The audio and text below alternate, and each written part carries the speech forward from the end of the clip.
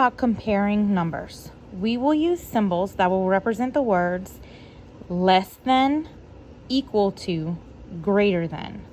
So less than is just a fancy way of saying that a number is smaller than another number. Equal to means that the number is the same. And greater than is just a fancy way of saying that a number is bigger than another number. I want you to really focus on these symbols. I like to call this my alligator mouth. And alligators only like to eat big things. So my alligator mouth only likes to eat the big number. So when you're looking at the two numbers, you're going to look at the tens place. Okay, so here on our first one, we're going to look at the tens place first. So I just like to circle them to single it out. Well, they're the same number. So I have to move on to the ones place. They are the same exact number. So I know that this is equal to.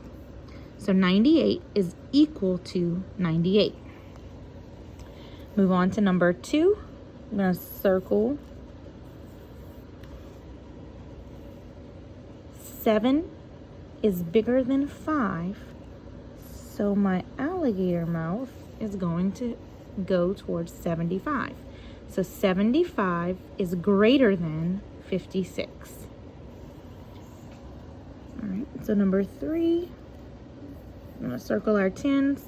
1 is smaller than 3. So 17 is less than 35.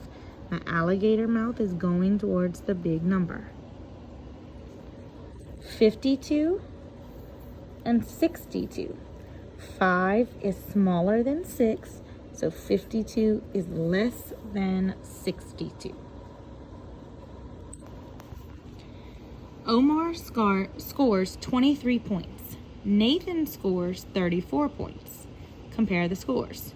Who scores a greater number of points? All right, so we have the number 34 and 23. So I'm going to circle my tens. 3 is bigger than 2, so 34 is greater than 23. So I go back and I see that Nathan scored 34. So Nathan.